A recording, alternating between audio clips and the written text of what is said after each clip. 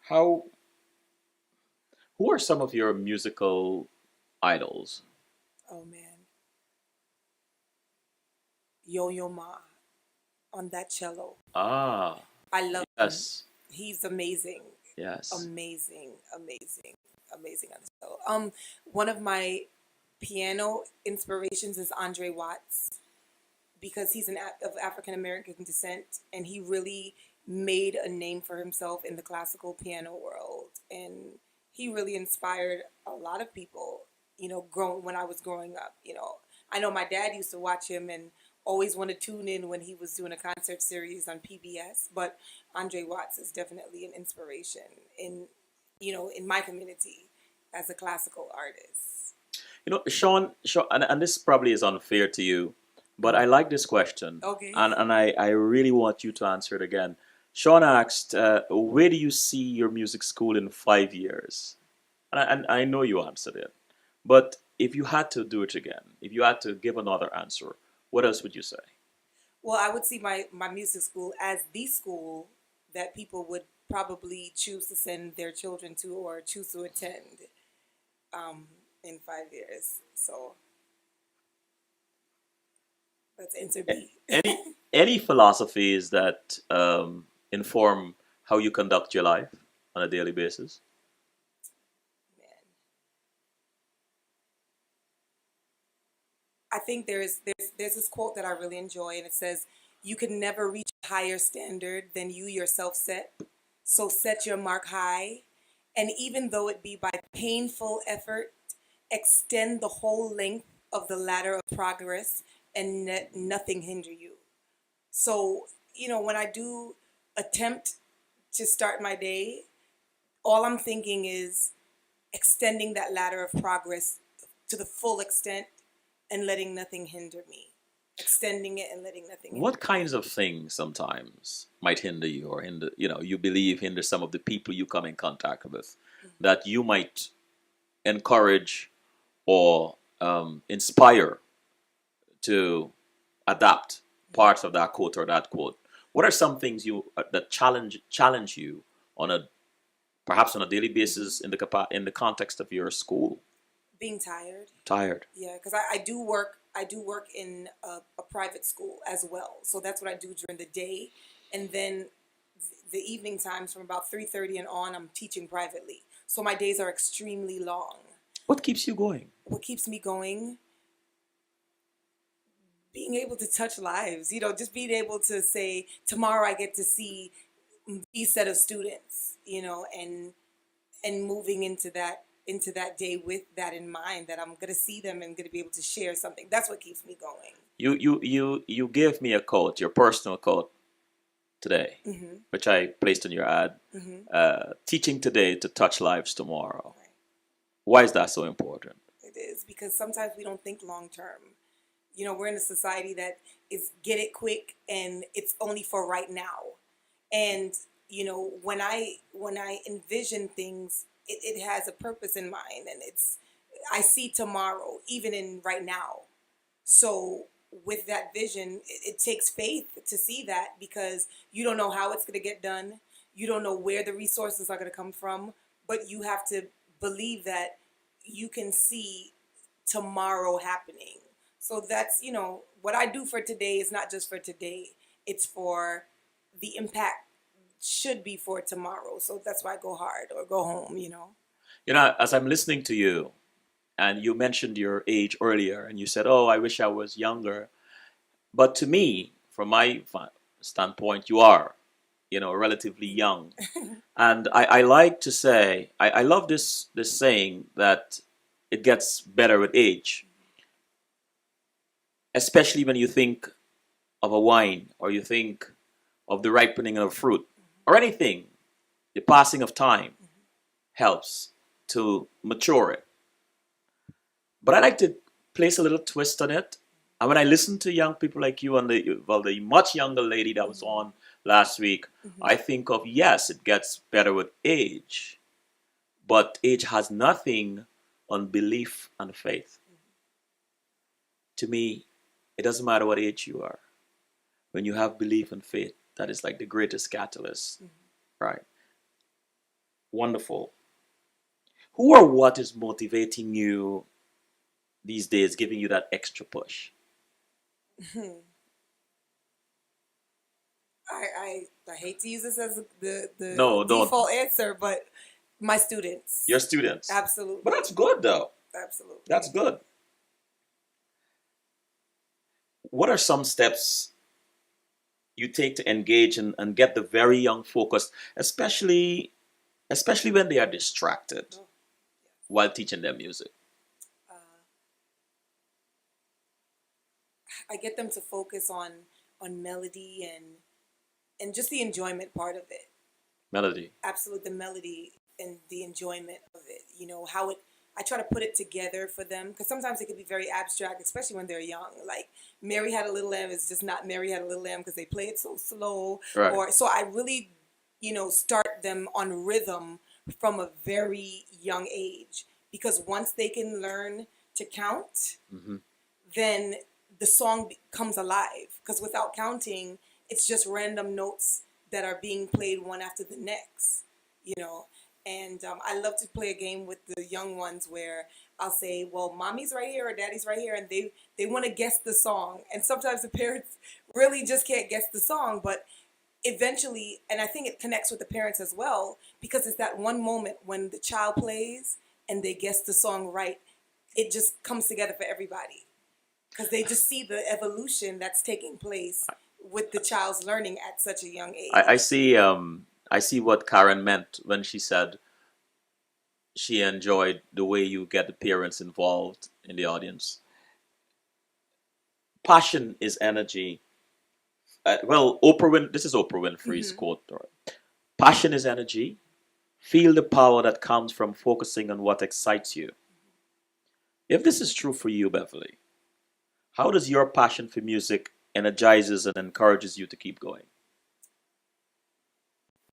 When I see the fruits of my labor and just get to that point where it just makes sense, then you early on you spoke of your dad and him encouraging you and your older sister when you were young girls to play whatever you want on the piano. You were so young you thought it didn't make any sense, and eventually it came alive.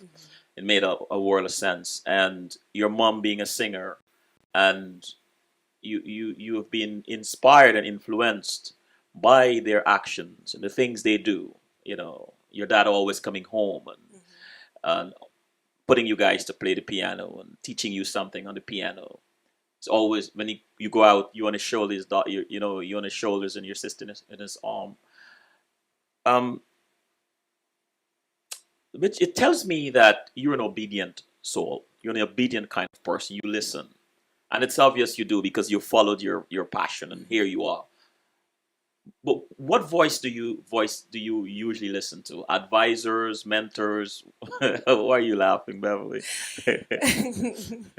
I really. What voice do I usually listen to? I would say that I usually listen to my own voice. That's why I'm laughing.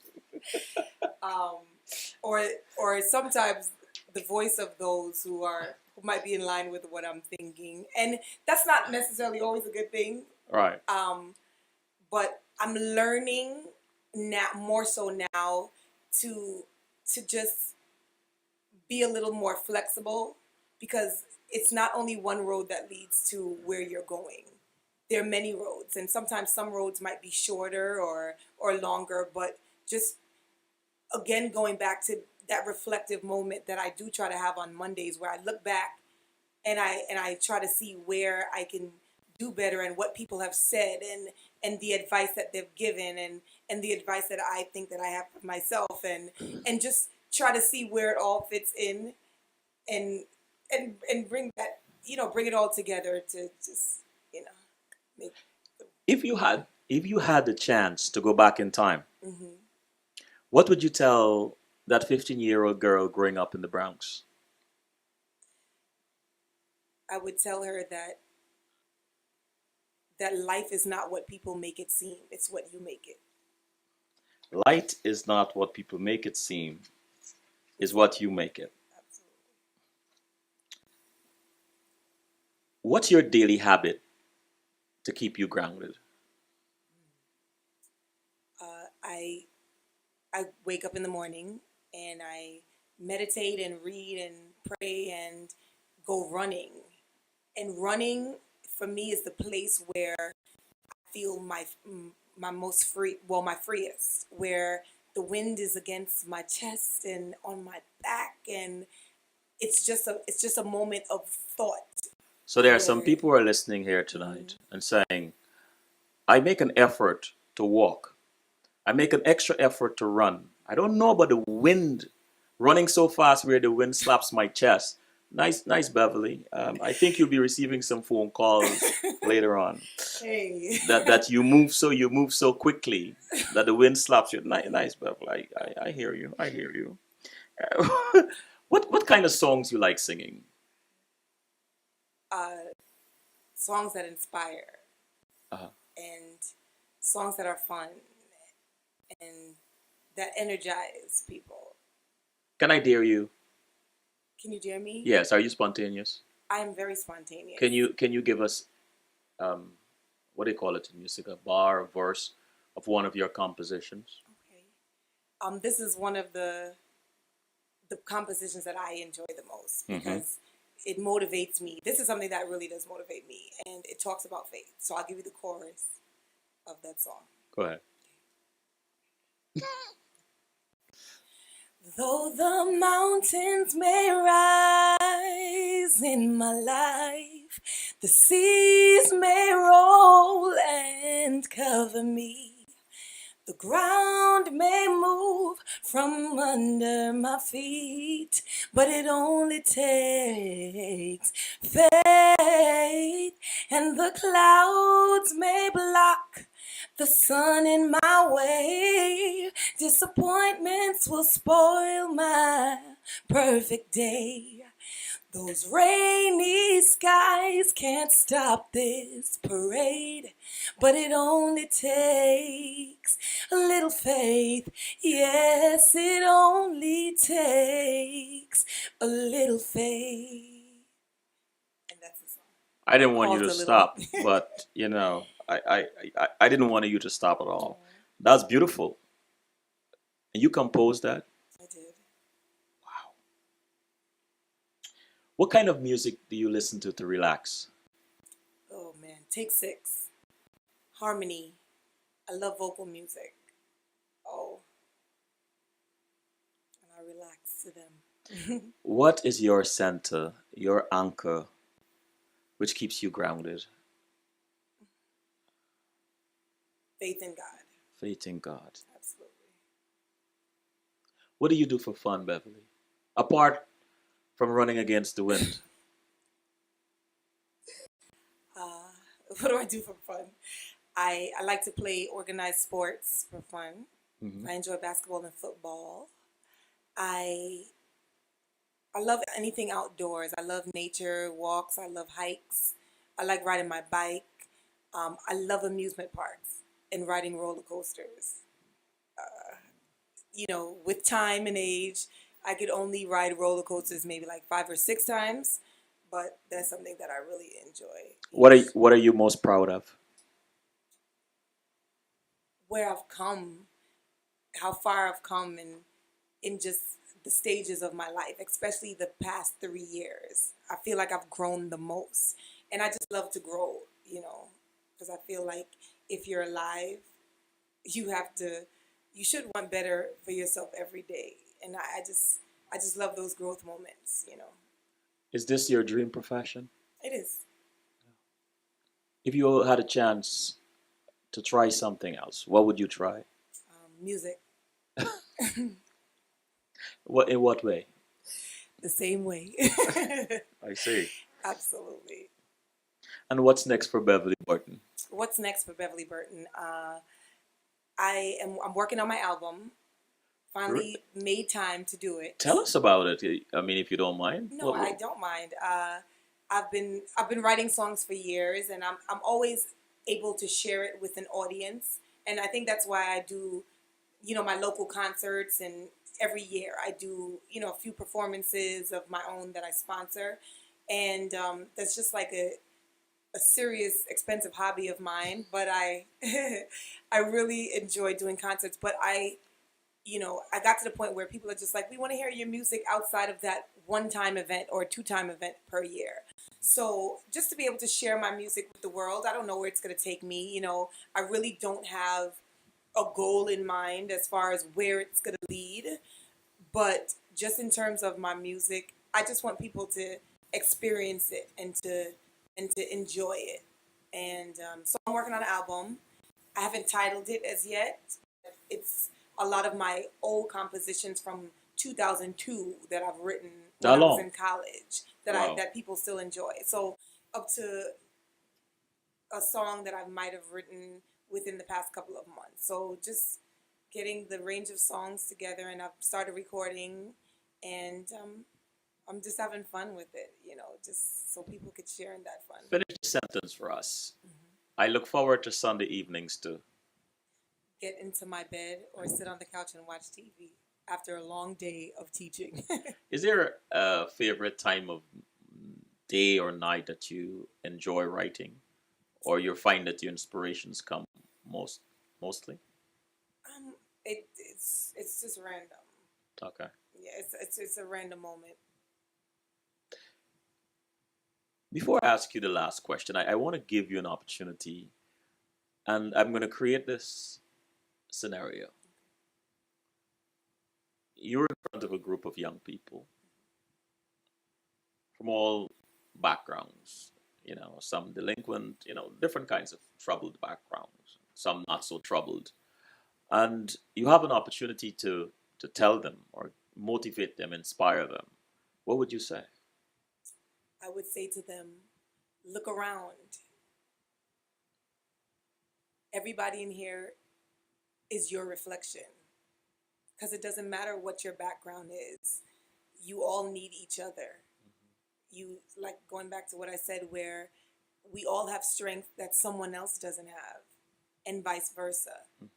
And when you give in love. Give as if you were giving to yourself. So, or what you would want to receive in return. And I would tell them to just give it all they have. Some people might need to give 10%. Some people might need to give 40% to reach their goal. But whatever you have, give it all. So that's what I would tell a group of young people, that we're all level at the end of the day. Was there ever a time on stage, or let's try it this way: give us a time on stage when you felt it might not go right, and how you handled that?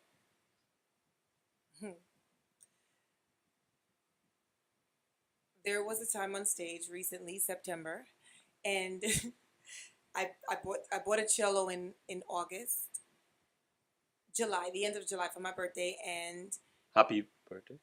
Oh, thank you. Very belated, but thank you. And I decided that I was going to perform with my cello at my concert, and I didn't think that it was going to go right. Why is that? Because it's a new experience. So with every new experience, that your nerves are standing on edge, and they're waiting in line like, we're next for this. And it was a very scary situation. But the thing was that I had arranged a lot of my songs for my students to be able to participate in. And my mind just went to them, of how nervous they are. And we don't ever really consider how nervous a child is when they get in front of a big audience. See, with the piano, I'm okay because that's I've been doing it for years. I'm good. There's no problem. But now I'm here with a cello that I've been only, working on for 3 months, and I'm scared out of my mind. And when I looked to the right, I saw some of my students standing there. And at that moment, I felt okay because I'm like, even if the audience can't understand what I'm going through at this point, because they're like, okay, well, this is what you do. You're up here and this is your stage. You enjoy it. You work that thing. But I looked to my right and I saw people that I could relate to in how afraid I was feeling. And at that moment, I just said, you know what, I'm going for broke. And I was able to, get through it. It was good. And with the support of my students, so it's just like sometimes as adults, we forget where we come from and what it took us to get to the point where we are. So I think that it's important that we surround ourselves with people who we're reaching down to, who are reaching up to us. And not only are we pulling them, but we are gaining from their energy as we pull them up, so. In the chat room, Shirley P. Barbados said, I observe that your student feed off your positive vibes. Good work.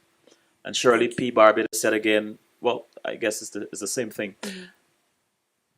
Beverly, the last question, which I ask all my guests, what makes you laugh out loud?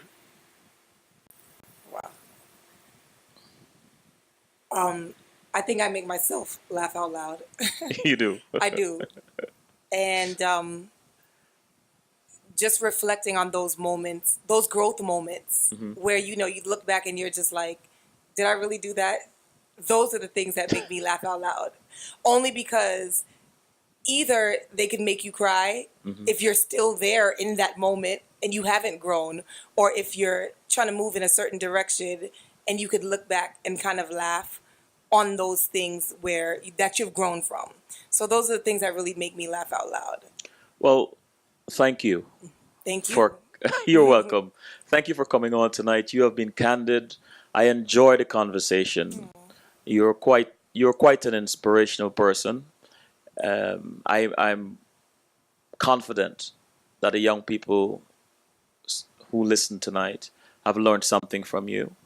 One of the things that resonated with me tonight is how much you don't allow things to get in your way, how you get up, and how determined and passionate you are. The underlying message here tonight I got from you is that passion is everything, right? Without passion, there is nothing. And I am very happy that you came here tonight. So now you're one of the women of CWS.